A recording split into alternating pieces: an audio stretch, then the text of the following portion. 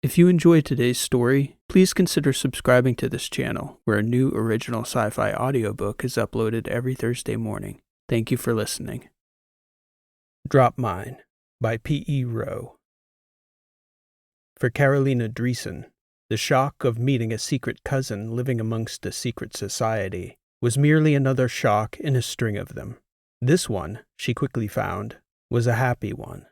Sparrow Dreesen was unlike any other Dreesen she'd ever met, and she'd met nearly everyone in her elite tribe.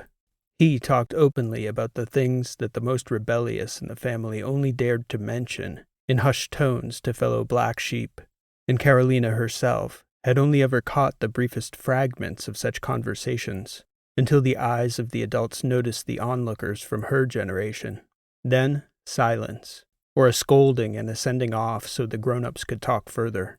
And since she'd become an adult herself, Carolina had only ever caught hints of discontent, as though the elders had already taken their measure of her and slotted her in the appropriate compartment, one of the good ones for keeping up appearances. Only they'd missed on Carolina if they thought she was going to smile for them and shut up. If she was going to be slotted anywhere, it was going to be in the same compartment as Sparrow, family outlaw, at least until she got some explanations.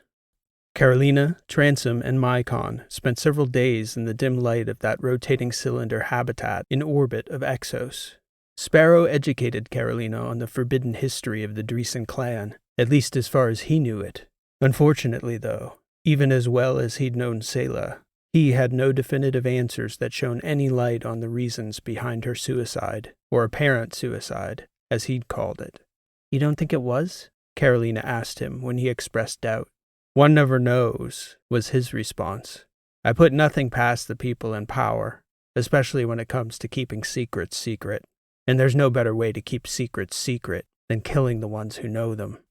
Transom, meanwhile, grew uncharacteristically quiet while in the company of this splinter society. He never quite left Carolina's orbit, even when it was clear she was perfectly safe in Sparrow's company.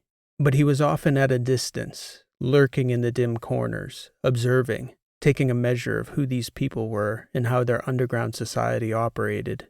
He'd rarely been long enough in the company of Trasp to see how they carried themselves. Usually, he killed them before there was time to figure out what they were about. As such, it was difficult for him to tell whether these outlaw Trasp were so far different from the norm, but he could still see the sharp corners in their movements, the business-like way they scanned their surroundings, even in a safe environment like the cylinder. They were entirely different from Carolina's people, or even Birch's people from the letters. They weren't so different from a Terran's, though, and Transom could see when they saw him, too. They'd always been a worthy enemy. He quietly wondered if they'd ever make worthy friends, or at the very least, willing non-combatants. 4 days after Yankee Chaos departed for Trasp Space, the Ripa Valley, a small cruiser the group employed as a courier ship, arrived at Exos. Sparrow had reserved it for the next step in Carolina's journey, and he'd planned on being her escort. Pax Heavy, he explained, was a mining outpost just outside Trasp territory on the eastern side of the Betas. One of the names on Selah's list of contacts lived there, a man named Harold Wright, one of the heads of mining operations, a mayor of sorts for part of the outpost. The Pax Heavy drop mine was a 4-day trip, and the Ripa Valley barely had enough room for 4 people in the flight deck, with hardly enough space in the cargo block for luggage and travel rations. It was so tight that Mycon had to stow his body in the undercarriage, which he was willing to do because he intended to project his consciousness to the ship itself so he could pilot. The 4th human member of the party was one of Sparrow's guards, a Trasp soldier named Atlas, who sat beside Transom in one of the 2 jump seats behind Sparrow and Carolina. "Say what you will about Birch and his oddball crew," Transom said, "but at least he's got a ship with some headroom, and legroom, and, well, a few rooms."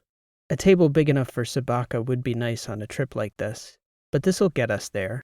"It will, right?" Carolina said, looking at Sparrow. "The ship's reliable," Sparrow said, turning to address Transom and Atlas. "And there's plenty to entertain on the ship's VR network. Glasses are in the consoles." Transom grumbled. He didn't much care for virtual reality. He'd had too much real reality in his life to see it as anything but a shiny diversion for stupid people, a child's toy that serious people gave to sheep to get them to stop thinking and grow soft and passive. But there were ways to use it to great benefit in the real world. Transom almost always spent such time studying history of battles, political movements and strategy, and most importantly, economics as it related to military movements. As Mycon pulled the ship away from the cylinder, Transom looked out at the planet below. Carolina and Sparrow grew quiet for the first time all morning. "Something I'd like to ask you, Sebastian," Sparrow said, addressing Transom again. "I was wary of you when you first came aboard, nearly instigating a firefight in the airlock annex. And then you've hardly said a word to anyone in 4 days. What settled you down, after all?" "You only have to tell everyone who's in charge once, as long as they believe you," Transom said. "After that, it's just wasted breath." "And you think you're in charge, boss?" Atlas said, looking over at Transom. Transom shook his head, turning back toward Sparrow. "You may want to consider surrounding yourself with some smarter people, Ken. Tough is worth something in our business, but tough and stupid will get you into trouble eventually." "Tact is also useful occasionally," Carolina said. "I'd love it if you looked up that word at some point over the next 4 days, Sebastian." "First thing I'll do, ma'am," Transom said, smiling. "You have my word on it, the second we jump." Their trip to Pax Heavy, 4 days crammed in that tiny cruiser. Transits like that took a body down to the bolts. Transom hadn't felt so run down since his recovery from getting fragged by Clemobaldi. 96 hours later, when they finally climbed out onto the space station orbiting Pax Heavy, Transom found himself breathing hard, just walking down the spinning outer causeway. And that distraction, the fatigue, the weight of the spin gravity, it left him below the top of his game, which he did not like, given the surroundings. They called Pax Heavy a drop mine. It was basically a big, dead, metallic rock with a dull, soupy atmosphere and little human appeal beyond what could be stripped for resources. The mine was the sole reason there was any human settlement there at all. Nearly the entire population worked for the Municipal Mining Corporation, which had been founded over a century before by a splinter group of Trasp miners and megastructure engineers. They'd been intrigued by the idea of building a civilization in segmented space towers, but the founders couldn't muster the resources to build that first tower for several decades without help from outside investors. So in those early years, they dropped teams and equipment from orbit and extracted raw materials by skyhook. These days, Pax Heavy had 7 enormous space towers and a spaceport in high orbit. The description of Pax as a drop mine had stuck, though, more out of habit than anything. From an industrial perspective, the place was impressive, but beyond the infrastructure and the commerce, there wasn't much to recommend the outpost. For decades, life had almost solely revolved around strip mining the surface for raw metals for the Trasp Protectorate's insatiable weapons program. Most of the mining was fully automated, so the humans there were occupied almost strictly as logistics and support personnel, keeping the machines moving metal from the ground into space for the continuously cycling Trasp freighters. Population growth had been almost perfectly level for generations. The spaceport where they docked was so drab and entirely devoid of a human touch that even Transom noticed how unimaginative the causeways were. They were busy, though, which kept his eyes busy, too. The outpost wasn't officially in Protectorate territory, but that didn't mean all that much, as the Trasp were known for overextending influence in all manner of ways. Transom didn't figure Carolina would be in any danger, even if she was recognized. If anything, her being a Dreesen from Athos was closer to diplomatic immunity than being an actual diplomat from the letters or independent systems.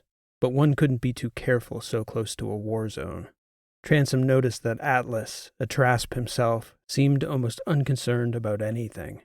Sparrow had separate business for the network on the spaceport itself, but he'd arranged a shuttle for Carolina, Transom, and Mycon to Tower 4, at the base of which was Harold Wright's operational headquarters. When Mycon attempted to contact Mr. Wright before departing, he received a message that he and his crew were out in the field on the planet's surface.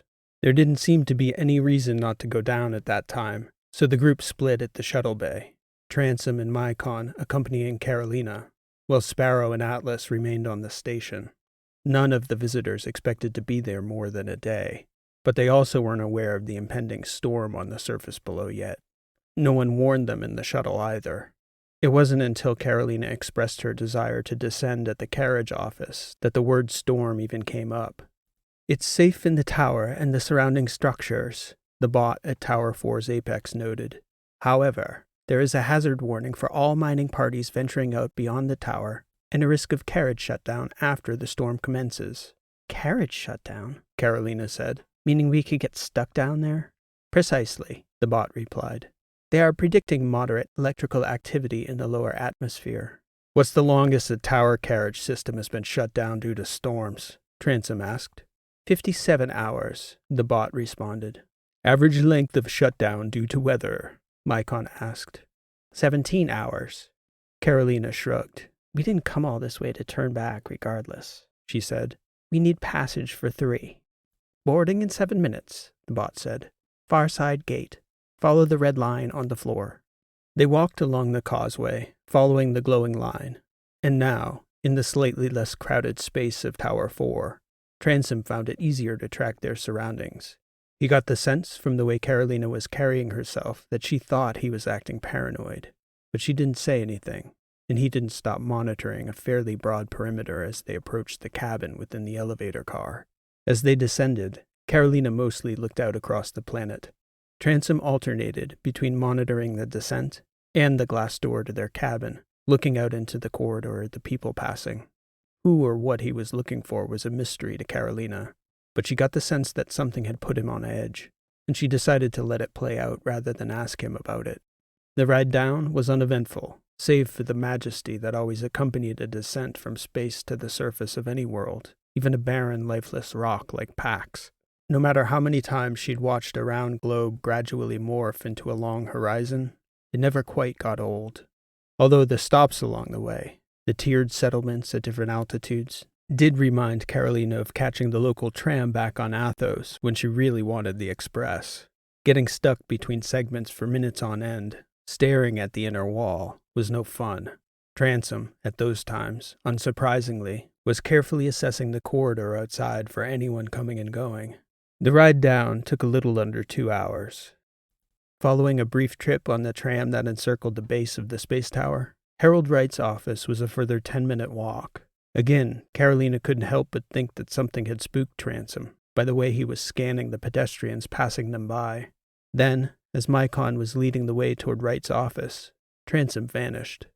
"Where did Sebastian go?" she said, after noticing he wasn't behind her as she'd expected. "Never mind," Mycon said. "Just keep walking and act naturally." "Did he say something to you?" "Not in so many words, but I recognize the tactical behavior. I am certain he knows exactly what he's doing." "Oh, great," Carolina said. She continued to follow Mycon down the city's open causeway until it branched into a smaller hallway, and then again into another. Still, there'd been no sign of Transom for minutes. The hallway was all but empty, only a few scattered faces. Then it began to feel quiet, even eerie.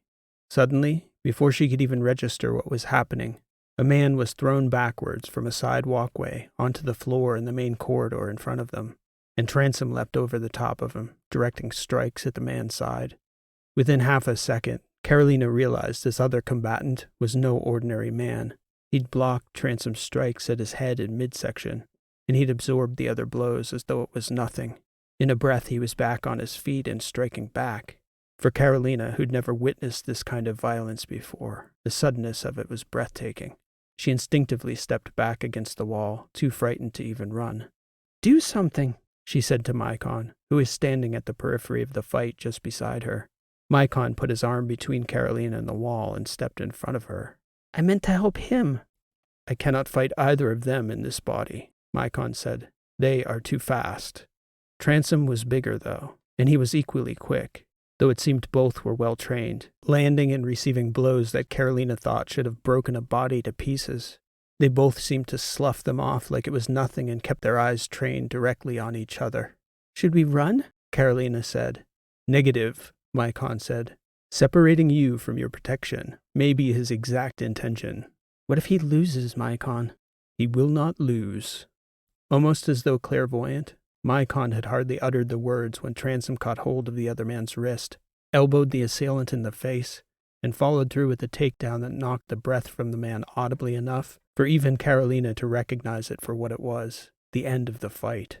Transom leaned on top of him, pressing the man's chest to the floor so he couldn't catch his breath. Then he signaled for Mycon to approach. "Take his throat and hold him," he instructed Mycon. "Kneel on him."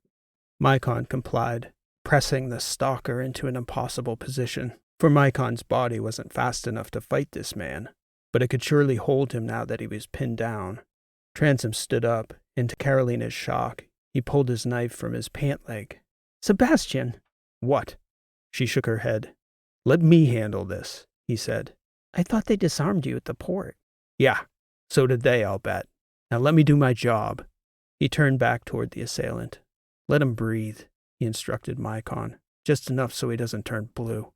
The man's eyes were wide and white, and he fixed his sight on Carolina, whose own eyes were quite wide as well. "What are you?" Transom said, kneeling and holding the knife uncomfortably close to the man's face. "You can let him speak," he said to Mycon. The man gasped and inhaled a few times, struggling to catch his breath. "You can't kill me like this," the man said. "Here in this hallway." "He can't," Transom said, patting Mycon's carbon fiber shoulder joint. "But I definitely can. And I don't discriminate on where I do my killing, personally. It's usually wherever the people I want dead happen to be at the time. Which," Transom looked around, "here will do." "Sebastian, have you lost your mind?" Carolina said. "Tell her what you are," Transom said. "Tell her who you work for." "Work for who?" the man said. "Come on, I know what you are." The man turned his head so far as he could and spat out a mouthful of blood. The elbow to his teeth had taken its toll. "What do you want with Carolina?" "Nothing." "Why were you following her?" "Watching, that's all." "Why? Who told you to?" "We watched the network." "Sparrow's network?" The man nodded. "Then why aren't you following him instead of us? You know who she is, right?" "Of course." "You expect me to believe you're just stalking her for what? Information about Sparrow's network?" "Her presence with Sparrow is a development. It's significant. Changes the dynamic. It's why you're watching her too, no doubt." "What the hell are you people?" Most would ask who. "I ask what," Transom said. "I see you." The man looked over at Carolina. "My name is Alosh. I meant you no harm, Ms. Dreesen. Your father's people know about our kind." "Alosh," Mycon said. "Amaya's Alosh." The man looked shocked. "Who is this robot?" Mycon released him. "You are very lucky to be in the presence of the only artificial being in the battery who can vouch for your sect's harmlessness." "Harmlessness?" Transom said. "Who are you?" the man said to Mycon as the robot stood and offered him a hand. "This is Mycon," Carolina said, stepping forward as she sensed the danger had waned. "The Prime?" "None other," Mycon said. "We heard you were dead," Alosh said, shaking his head in disbelief. "Wait," Transom said. "So he doesn't work for Abali?" "Clem Abali?" Alosh said, his face betraying his disgust at the inference. "You thought I worked for him?" "This guy is definitely one of those bastard wizards," Transom said. "Got that same damn energy about him." "Well now, this is a proper mess, isn't it?" Mycon said. "Walk with us, Alosh. I have much to explain to, well, all of you. You can put your knife away, Sebastian. Alosh is a friend of a friend, who probably would have come and introduced himself if he'd known I was with you." "The body is peculiar," Alosh said. "Yes," Mycon said, "but we'll get to all that." Transom let Mycon do most of the talking, walking behind this Alosh's right shoulder, which put him ill enough at ease that Alosh was continuously looking back over his shoulder at Transom. Most of what Mycon was relaying to Alosh was well known to Transom and Carolina. Alosh explained that their network had been curious about Carolina and how she'd come to be in Sparrow's company at Exos. They monitored his group closely, as the war was their primary concern and Sparrow's efforts their best hope for ending it. A Dreesen as close to the seat of power as Carolina, especially Barnard Dreesen's beloved daughter, suddenly taking up with Sparrow was big damn news, as Alosh had put it. None of that had explained what Transom cared about. the connection between this strange character he'd caught lurking in the shadows and that immortal wizard of Athos, Clemabali. But they'd made it to Wright's office before there was time for any of that to come up. Harold Wright was out in the field when they arrived, preparing one of the mining camps out on the flats for the approaching storm. Wright's AI and Mycon held a conversation that seemed more like a look to the humans there. That brief look amounted to a telepathic exchange, an instant data transfer. Mycon then turned and explained their two options. Apparently, Wright was not happy about Carolina showing up like this. The AI couldn't explain exactly why, but mentioned there was a grumbling on Wright's part over Carolina's arrival. Part of that, he speculated, was the timing.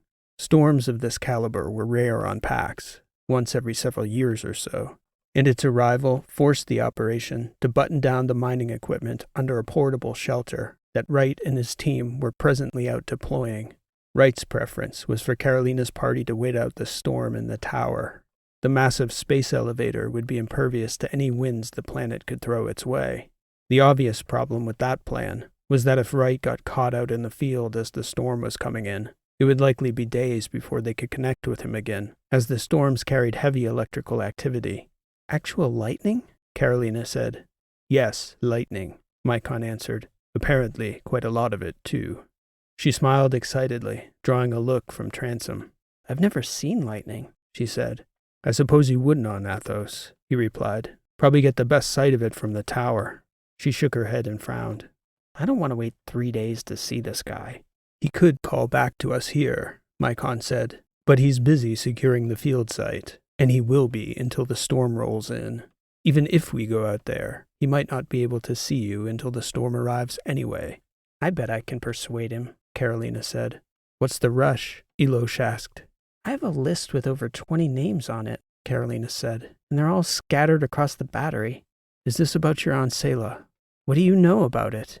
"Nothing but what's common knowledge," Elosh said. "We know she was traveling a lot before her passing. We don't know the details about her connections." "Nor do I," Carolina said. "That's why I've come to see Wright, and I'd like to fly out there if it can be arranged, Mycon." "It may be risky, and still make no difference in the duration of our stay," Mycon said. "I understood you," Carolina said. "Make the arrangements, please." "Very well," Mycon said. The two bots exchanged another telepathic moment before Mycon turned back to Carolina. "It's been arranged, but Wright may not be overly accommodating, according to our friend here." "So he's upset," Carolina said. "I didn't come here to make friends with the guy. I came to find out about Selah. The sooner we do that, the sooner we're back out of his hair." Elosh looked over at Transom just then. It was the first smile he'd witnessed on that Sternateran's face. Carolina had made the decision from the comfort of the space tower's impenetrable base. Had she been out on the flat, taking a measure of the rising wind, she might have thought twice about flying out to Wright's camp. As it stood, with the wind chucking the shuttle around and them with it, there was no second-guessing apparent in Carolina's face, despite the heavy turbulence. Transom had been through much worse, but that was usually more from incoming fire than nasty weather. Mycon, of course, piloted emotionlessly, only once raising a weather-related point of concern, which Carolina instructed him to fly through. Elosh, whom Transom still believed to be some form of immortal, appeared to fear for his life the most. They made the bumpy flight to the camp as uneventfully as possible in the building winds, landing with some small kick as they touched down. The atmosphere on Pax Heavy was toxic, so suits were in order regardless as they exited the shuttle. But had it been breathable and temperate there, the suit would have been a good choice regardless, with the wind whipping up sand and small particles. Transom had Carolina get a hand into Mycon's exposed torso to help steady herself, and Transom followed up behind her with a hand on her shoulder, almost as much for his stability as hers. Elosh nearly fell twice as they approached Wright's mining camp, which was nearly 2/3 covered over by a gigantic fabric tarp as they came in. Bots were laying out a great unfolding tent that was enveloping the mining camp like a giant cocoon. The fabric, a tough and flexible nanopolymer, was being stretched into a sheet over large carbon fiber beams that were each braced against the bedrock and bent into a massive bow, with each beam serving as a rafter for the fabric enclosure tens of meters off the solid ground. Drones were useless in that wind, so the bots were affixing themselves to the beams as each one was bowed and raised up. Then, the bots on the rafter would pass the leading edge of the fabric to the bots affixed to the next rafter, only to be freed and brought back down to the ground to repeat the process over again. Wright was somewhere along the line supervising, but Carolina hadn't spotted him. "Bring that shuttle in close," one of the human workers shouted over the comms. "It's outside the perimeter." Mycon still had a link to the shuttle. He asked the human who seemed to be the foreperson where it was best to park it, and then he did his best to lift it up and slowly bring it into the perimeter without losing control of the vessel in the wind. The humans, seeing that massive flying object floating precariously overhead, smartly retreated to the safety of the expanding dome. Mycon remained close for a better perspective. It was no easy landing. "Will we be able to take off again if we get to Wright soon?" Carolina asked, seemingly to Mycon. "Not unless you want to die out there, kid," a voice came over the comms. "We told you not to come out here. Now you're going to find out about a Pax Winter, like it or not." "Yee-haw," another voice came over the comms. "They don't have nights like this on Athos." "You're going to need to be patient with us, Miss Dreesen," another man's voice said, presumably Harold Wright's. "It's going to take us another couple hours to button down this camp. In the meantime, Aces will direct your group to the pop-up shelter, where you can wait for us to join you. Unfortunately, we won't be serving tea and biscuits under the circumstances." Wright's disembodied AI, Aces, directed Mycon to the shelter at the center of the tent. The temporary room, it appeared, was a standard planetary model for deployment on worlds with minimal or non-breathable atmospheres. It didn't look sturdy, hardly built to stand up to the winds raging outside the outer tent, but the heavy rigs from the mining fleet were all loosely circled around it, and once the outer fabric of the main tent was secured in place, the shelter would be a nice atmospheric bubble for the remaining humans at the site to take refuge. According to Mycon, there weren't many humans out there, just Harold Wright himself, a robotics engineer, and his two most reliable mining hands. All of them were still out working when Carolina, Transom, Mycon, and Elosh entered the inner shelter. Transom looked around. Mycon gave them the all-clear to take off their helmets once the door was shut. "All the comforts of home," Transom joked. There was a main table, a few chairs, an emergency generator and air filtration unit, and a pile of crates. Mining gear, mostly.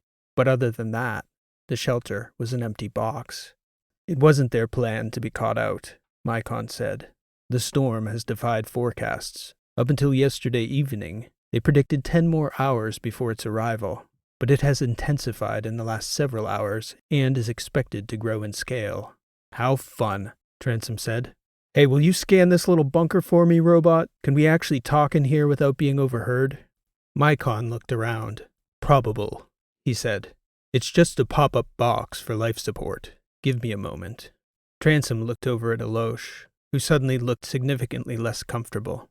"I'm routing comms through my channel. Receiving only," Mycon said. "We are in private now." "Excellent," Transom said. "Now this guy can tell us about Clemabali and the rest of these wizards that apparently our robot friend here has known about all along." "I should perhaps be the one to brief you on that," Mycon said.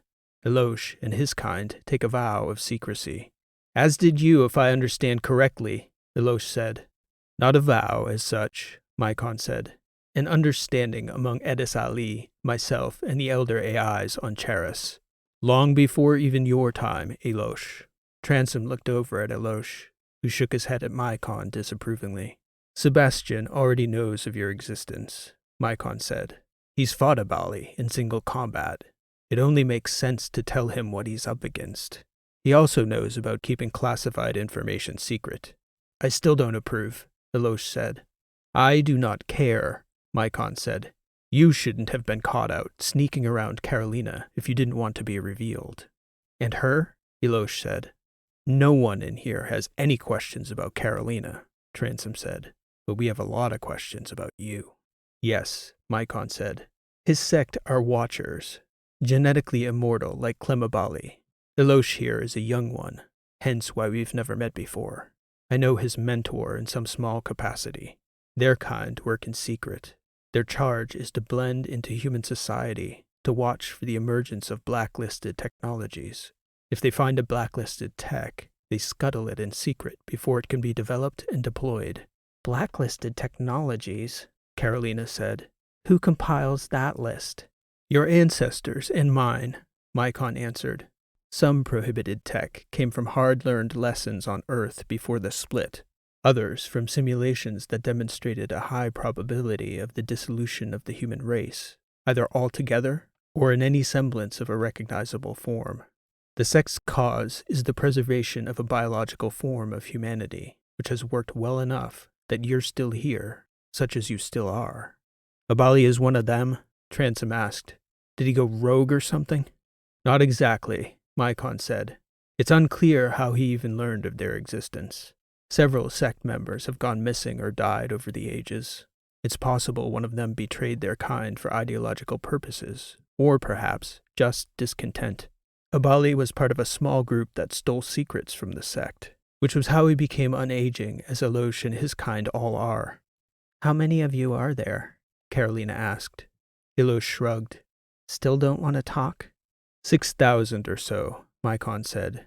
Odds are quite good that most ordinary people in the Battery would never encounter one of their kind in their lives. Unless they dabbled in the wrong kind of innovation, Transom said. And then these holier-than-thou wizards swoop in and what, make everything and everyone disappear? Their methodologies are usually more tactful than me, Transom said. They're from a gentler time, Mycon said. Their work precedes the war. Oh, I bet it does, Transom said. I bet if we keep pulling on those threads, Carolina, a bunch of his kind will come up, skulking in the shadows. We are not responsible for the war, Elosh said. That you know of, Carolina said. Mostly we work to contain it. Nothing presses progress and destruction faster than warfare. Believe me, if we'd failed in our duties this past century, the cost humanity would have paid would have been greater than the one my people have paid, Transom said. You calculate that out, did you? You and your friends? What are you suggesting? Maybe an atrocity on that scale should have happened decades ago, to snap everyone out of it, to pull us to our senses. Maybe weighing and measuring such things was never your call to begin with. I might suggest, Mycon said, having witnessed many civilizations on a much longer scale than anyone else in this room, that a handbrake on human action is most definitely a necessity, even if Elosh and his kind are an imperfect one. Humans are quite good at taking care of their children. They are terrible at considering the futures of their great-grandchildren. And they are even worse at acting to better the fates of their distant future progeny if it doesn't benefit them in the here and now. Do your people know how the war started? Carolina said. In 1,000 ways, over 1,000 years, Elosh said. It is not a simple matter. Mr. Wright and his team are returning, Mycon said. I suggest we continue this discussion at a later time. If Wright asks, Elosh is merely part of Carolina's security team. Which makes us teammates, does it? Transom said, staring over at Elosh. Yes. For now it does, Carolina said. Welcome to the team. Wright came in through the shelter's small airlock, with his team following behind him one by one. The first thing he did after taking off his helmet was to stare over at Mycon skeptically. What trash heap did you pull that bucket of bolts out of, kid? He said. I thought you Dreesens had money. That bucket of bolts is Mycon, Carolina said. The Mycon, Transom said. Mycon Prime. Is that so? Wright said, smiling and shaking his head at Mycon's body. What'd you do to deserve that honor, old man? I died, so to speak, Mycon said, and was resurrected by Carolina's curious new friends. We've yet to get back to civilization for an upgrade.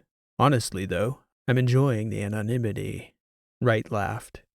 Look, kid, I'm sorry you came all the way out here, he said, addressing Carolina. I tried to tell Aces to let you know somehow. I don't have anything to tell you. I didn't tell your Aunt Selah. You know about Selah's passing, Carolina said. Selah died, he said, shaking his head, looking for confirmation. And when Carolina nodded, he offered his condolences before concluding, Let us get settled, and then we'll talk. It's been a long couple days. Of course, Carolina said. Harold Wright had beer in one of those cases by the back wall. It was a portable refrigerator unit. The first thing he did after his people got settled at the table was apologize for not having enough beer to go around. "We weren't planning on guests," he said.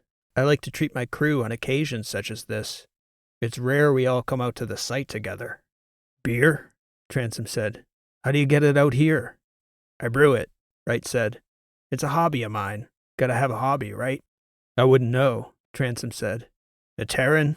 Wright said, looking at Carolina, who confirmed his suspicions with a nod.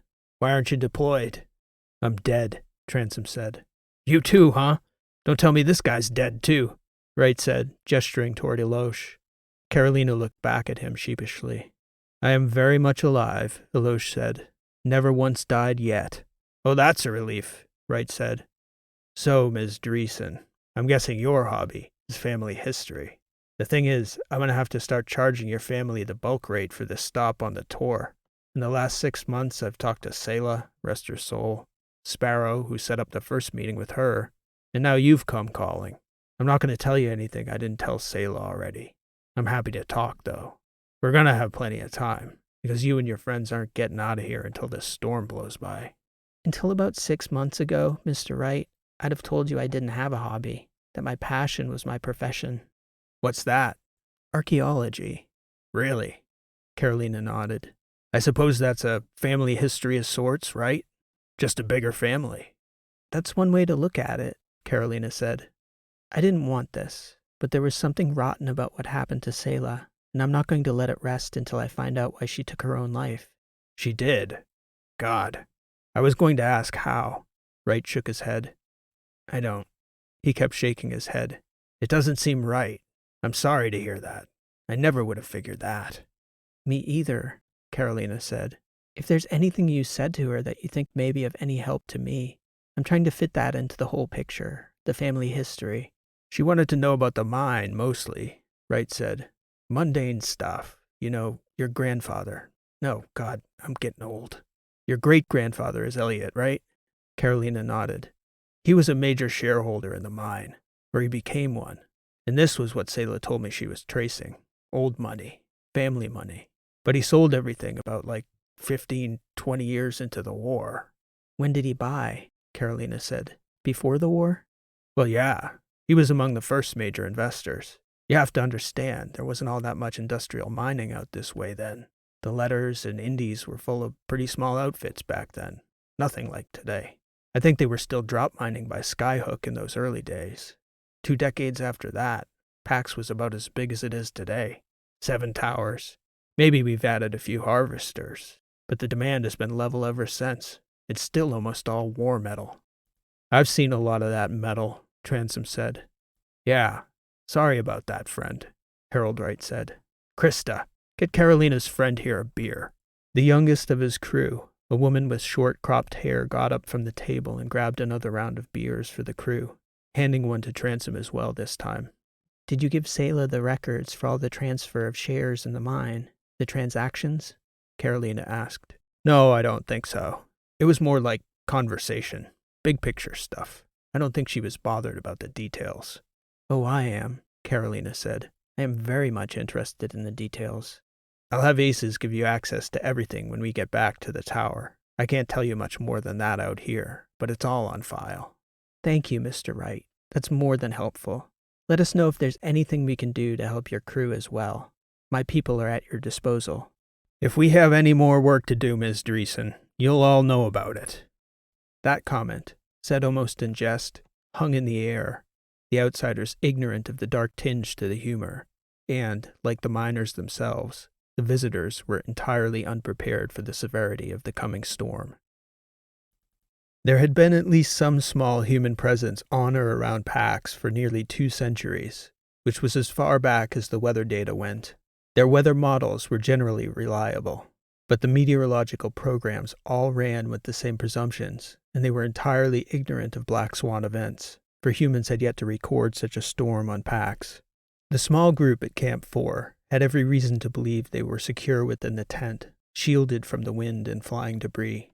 But as the evening progressed inside the shelter, what had been an atmosphere of mildly nervous energy at the occasional lightning and thunder outside progressed to genuine concern when a succession of dull noises could be heard outside the shelter.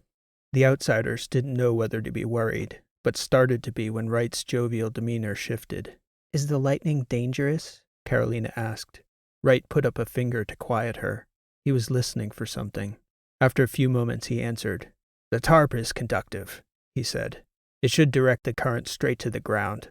The whole thing's like a giant lightning rod, and we're far enough in the bubble it shouldn't be a problem." Wright looked over at Mycon. "Your processor is insulated in there, right?" "That and rubber soles," the AI did his best to joke, pointing to his feet. "No danger," Wright said, but it was clear something was still bothering him. The dull noise returned twice more in the next minute. "Suit up, Stitch," Wright said to one of his mining hands. "I don't like the sound of that." "I don't know how you can hear anything but the wind," Carolina said, just as another tremendous clap of thunder shook the air. "I'm coming with you," Transom said. Wright nodded, and the three men began to suit up. "Be ready, you two," Wright said to his other two workers. "I'll call back if we need more hands." Wright, Stitch, and Transom donned their helmets and exited the shelter, making their way toward the edge of the tent where the prevailing wind was coming in. Everything seemed well under the dome at first glance, though the fabric was waving up and down violently as the wind buffeted against it. "That tarp will hold together, right?" Transom said. "It's a nanopolymer filament. Should stop a blast from a bolt rifle." They heard a dull thud in the depth of the wind. "Get a light up on that section there," Wright said to Stitch, pointing at the underside of the tarp. Sure enough, as the minutes passed, the thuds coincided with the impression of some outside object striking the side of the tent, which, from the inside, looked like a small inverted dimple for brief moments before the wind flattened out the fabric again. "What the hell is that?" Transom said. Wright looked down at the display on his forearm and then back up at the tarp as two more loud thuds coincided with impacts halfway up the outer fabric. "Highest wind reading I've ever seen," Wright said. "It's blowing over 200 kilometers an hour out there. I imagine those would be rocks." "Rocks?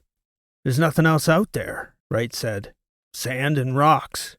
Just then a bolt of lightning hit the tarp, accompanied by a near-deafening clap of thunder. As Wright had said, the tarp redirected the electricity to the ground at the tent's perimeter, but both Wright and Stitch winced and ducked instinctively. Transom, accustomed to the report of ordnance as he was, kept his steady eyes trained on the tarp. The impacts grew more frequent. "Suit up in that shelter," Transom said. "Carolina, suit and helmet immediately." "It'll hold," Wright said. "Yeah, you sound pretty sure," Transom said. "I want to move that loader there between the wind and the shelter in case those rocks come busting through. We need to get as much mass between that storm and that pop-up shelter." "Agreed," Wright said. "What's going on out there, boss?" Krista asked. "Suit up and get outside, you two," Harold Wright said. "We're going to reposition the vehicles." Transom, Wright, and Stitch began to plan for a worst-case scenario. The slightest breach in the fabric would likely open the whole thing up. From there, they could expect a hail of rocks until the storm passed. They had no idea how much or how little time they had to prepare. Mycon emerged with Wright's two workers to assess the situation. He recommended parking the vehicles against each other at 90 degrees, with the corner of the largest loader pointing out into the wind. Once the vehicles were arranged, he and the bots would pull the shelter into the shielded area behind the heavy machinery and park two more vehicles behind it to anchor the shelter against the wind. By the time Mycon had finished explaining, there was a steady and heavy drumming of rocks hitting the outer shell. The lightning increased in frequency outside the tarp, and there was enough electricity in the environment the controls on the rigs were getting jumpy. "Wind is picking up out there," Wright said, looking at the readings on his wrist. "We may lose comms entirely." Space was tight under the tarp, making it a difficult puzzle for even Mycon to maneuver the vehicles into position. "It's a good thing you're here with us," Wright said, almost shouting to Mycon, who'd taken charge of moving the large pieces of machinery. Over the course of nearly 20 minutes, with the tarp still holding back the steady drumbeat of stones, the group positioned their barricade, all of them hoping it was mere precaution. That hope proved short-lived. The fabric itself likely would have held had it not been for the sheer mass of the rocks piling up at the base of the tent. This weight, accumulated over time, stretched the fabric back against the furthest outer rafter, and minutes before the outer tent broke, They could all hear the unmistakable sound of flying rocks resounding off the carbon fiber rafter. This meant the thin fabric was getting crunched between the flying rocks and the hard surface behind it. From the sound of the first rock striking the rafter, the breach was just a matter of minutes. Wright's people made a mad dash for the shelter. Harold Wright himself remained behind with Transom, who was still at the back edge of the leading vehicle, trying to get a mental image of how this entirely new type of battle would unfold once the seam opened up. Wright did his best to maintain his cool, taking Transom's lead, but eventually he understood it was time to retreat as well. Mycon, too, began to head toward the shelter. "Take the bots with you," Transom instructed. "Line them around the people like a phalanx. I'll be in once I see what's what." "Sebastian," Mycon said. "Go," Transom said. He wanted to see, even if it cost him his life. He believed that last vital piece of intelligence could save the others. He'd seen it before. Transom figured the rocks would peel the tent away from the camp entirely, and he needed to see it to know if anything could be done once that happened. The tent ripped open over the course of a few minutes. The wind, once there was an opening, conspired with the debris in the air, sand, small stones, rocks, all cutting the fabric open a bit further. A hole became a seam. The seam became a large tear. The rocks began to sound off against the heavy plate metal of the mining machinery, like micrometeors against an interstellar craft's hull plating. Transom had seen enough. It was only a matter of time before one pinged off his helmet or through his suit if he stayed out there. Transom double-timed it for the shelter, and as he did, he could feel the wind making its way into the camp. When he got to the door, Mycon was on the inner side to help Transom pull the hatch shut and seal it, and it was a matter of a few seconds after that before rocks began ricocheting against the thin metal sides of the pop-up container. The group in the shelter had pulled the crates into a U-shaped barricade against the back wall, forming a makeshift bunker around which the bots stood guard. Transom crawled in over the top of them, and Mycon knelt on one of the box tops, holding down the tabletop over the opening. Then came the constant showering of rocks. Then the lightning. Krista, Wright's youngest mining hand, had made the genius decision to turn the life support box inward in their little barricade, likely saving everyone's life. The main barrage lasted 11 hours, meaning everyone had to top up their oxygen at least once before the storm had passed. And though there were numerous extremely close calls on lightning strikes, the group never took a dead hit. They all lived. The sight that greeted them on daylight was almost unfathomable. Half of Wright's fleet of work bots had taken fatal hits from rocks inside the shelter. The rest were riddled with heavy pockmarks. Those still functioning units had to pull down the roof in the far corner, away from the people, to dig the group up and out to daylight. The camp had become a gigantic mound of rubble, entirely burying Wright's fleet of vehicles beneath. It was that very accumulating mass of rocks in the early hours of that harrowing night that had formed the stone bunker that saw the group through the rest of the storm unscathed. "Ancient cities got buried that way in the sands, so they say," Wright said, looking Carolina's way as they all caught a first look at the landscape in the daylight. "Biblical." Carolina nodded. "So they say." She walked off on her own a few steps before Transom caught sight of her intention and followed. He could tell she was aware of him, and she began to walk faster, further away from the others, trying to get out of sight. "Watch your step," he told her as she descended the steep side of that tremendous rock pile. "We don't need a broken bone or a tear in your suit right now, Carolina. Keep your head about you." "Stop following me." "Like hell." When they got to the base of that gigantic rock pile, she looked up, making certain she was out of the sight of the others. "Leave me be," she said, starting to tear up, her hands beginning to shake, then her legs. "Here, sit," Transom said, taking her hands and helping her down to the rocky ground. "You did good, kid." He sat down beside her as she began to sob, placing an arm over her back and pulling her toward him. "Is that what it's like, Sebastian?" she asked. "What, combat?" "Yes." "Yes and no," Transom said. "I've been through battles a hell of a lot easier than that. Plus, in combat, at least you can shoot back." She shook her head. "Look at me, blubbering like a child." Transom laughed. "Your friend Birch would have been screaming and crying all night back there, I'll bet. I can't tell you how many tough guys I've seen melt in the moment, Carolina. Twice in the same night one time, I heard Trasp Lunar Rangers, toughest bastards alive, so they say, literally crying out for their mothers at the top of their lungs as my unit closed in on them. And the ones that don't melt in the moment do exactly what you're doing right now. It's totally normal. Not you, though. I'm wired different. She laughed through her tears. That's a fact. That is a fact, Transom said. What the hell are we doing here, Sebastian? Carolina cried, shaking her head. Oh, God. We are on the right path, Transom said. I'd tell you if we weren't. This is just a rough first step. I feel so damn powerless. Yep, that's the first step. What's the second step? The second step is we take the next step in spite of it. No, Carolina said. You can't do this to me, Transom. I need you to be the dumb asshole you are. You can't turn reliable on me. No worries on that front, kid. This is our little secret. You tell Birch and them about this and I'll brain you. You could never hurt me, Sebastian. Don't ever test me, Dreesen. You couldn't, Carolina said. I know. They hid down there in the rocks until Carolina got it all out of her system. Then they climbed up to the top of that rock pile with the others and waited for the shuttle to come out from Tower 4 to pick them up. The storm, for some unforeseen and undetermined reason, had gained intensity and picked up speed unlike any other storm system yet observed on Pax. It would be years before the weather gurus found a satisfying explanation. The upside of the storm's rapid strengthening was that it had passed in about half the time the meteorologists had predicted. Still, that hadn't been fast enough for Sparrow. When Carolina returned to Tower 4, she was greeted by a message her cousin had left the previous morning, stating that he'd been called away on urgent business to an outpost in the Betas.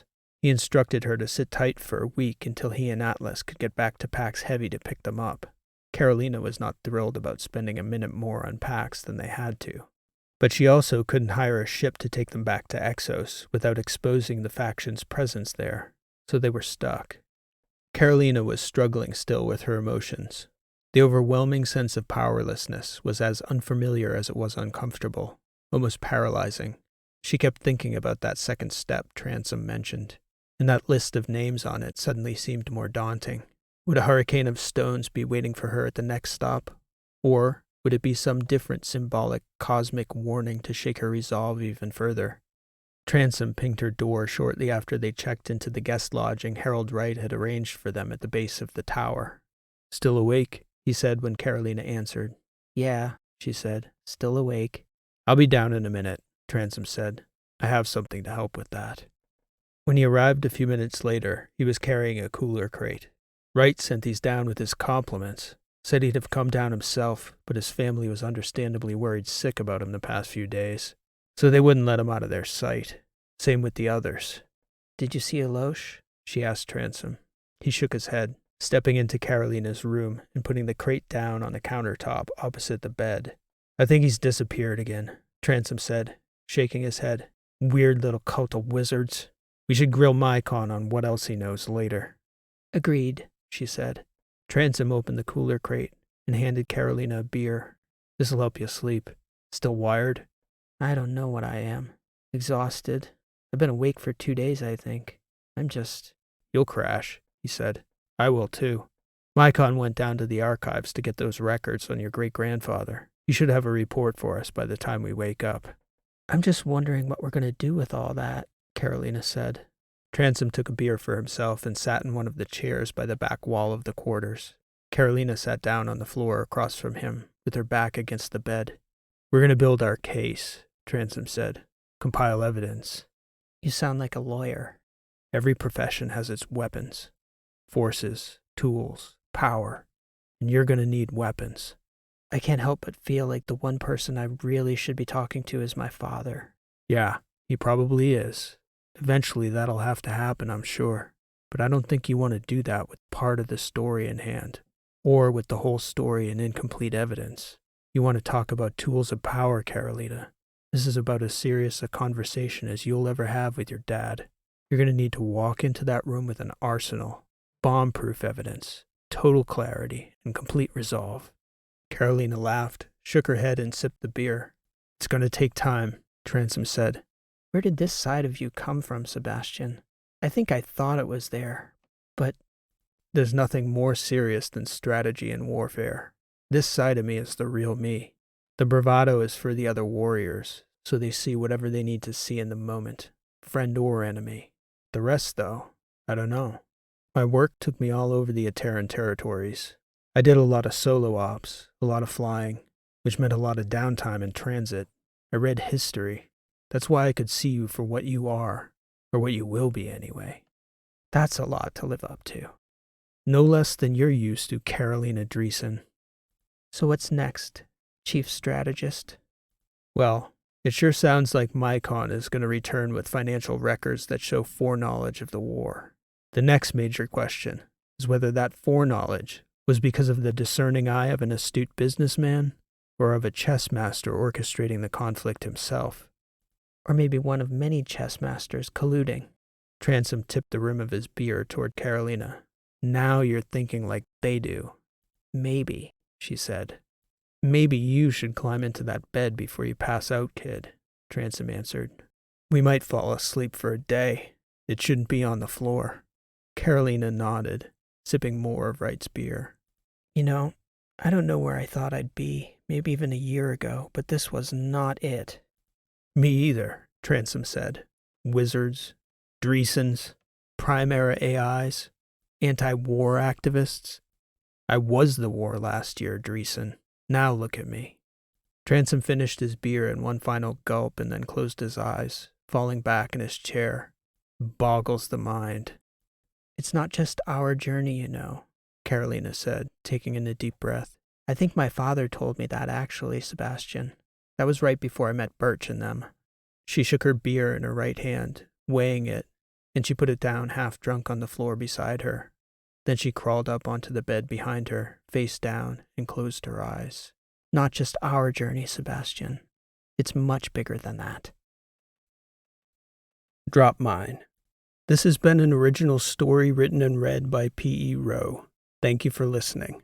I hope you enjoyed the story. If you did like what you heard, please show your appreciation by liking, subscribing, and leaving a comment. Every like, comment, and new subscription helps me to continue to grow and reach new listeners, and is much appreciated by the author. If you're still here listening and haven't subscribed yet, I hope that if today's story didn't sway you, you'll come back soon and give me another opportunity to earn your subscription.